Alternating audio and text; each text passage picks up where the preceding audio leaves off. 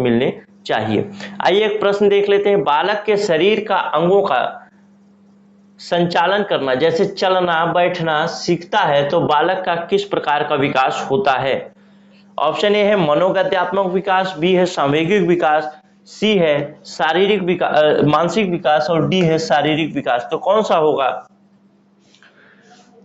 बालक शरीर के अंगों का संचालन करना जैसे चलना बैठना, मैं एक उदाहरण भी दे करके बताया था कि अगर मैं यहाँ पे खड़ा हूं और ऐसे गिरने लगता हूं तो इस हाथ को मैं रोकने की कोशिश करूंगा कि मैं गिरूं नहीं।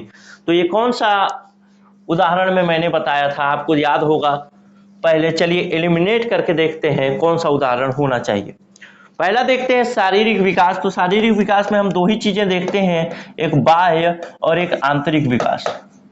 आंतरिक विकास में हम ये देखते हैं कि उसका व्यवहार वगैरह चेंज हो रहा है, बाह्य विकास में उसका शरीर का बनावट कैसा है।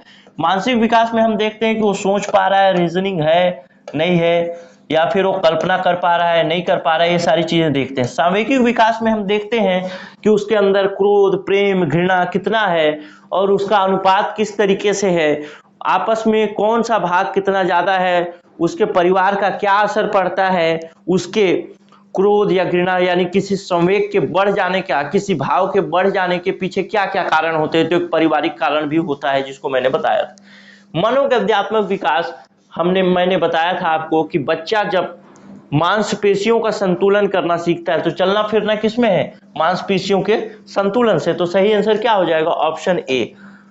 बिल्कुल आपको ध्यान होगा और नहीं होगा तो अभी एक बार मैं दिखा देता हूं। वैसे ये क्लास हो गया खत्म, अब इसको मैं एक बार दिखा भी देता हूं ताकि आपको कहीं कंफ्यूजन ना हो। देखिए मैंने पढ़ाया भी था और पढ़ाया भी था, तो क्या उससे पहले मैं आपको उदाहरण से भी तो समझाया था। मनोगत्यात्मक विकास देखिए, व्यक्ति की क्रियात्मक शक्तियों क्षमताओं एवं योग्यताओं का विकास मनोज्ञानात्मक या क्रियात्मक विकास होता है।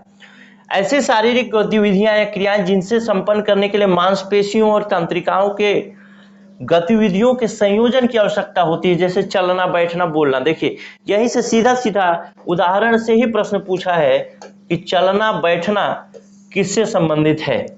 मेरे को तो ये पता याद नहीं था कि ये चलना बैठना उदाहरण में भी है, लेकिन मांसपेशियों का संतुलन मुझे याद था।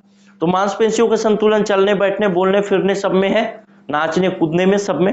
तो वो क्या हो गया, इस प्रकार का मनोगत्यात्मक विकास का उदाहरण हुआ या क्रियात्मक विकास का उदाहरण हुआ। इस तरीके से ये क्लास आज खत्म हुआ। इससे ज्यादा प्रश्न आपसे इसमें से नहीं पूछे जाएंगे।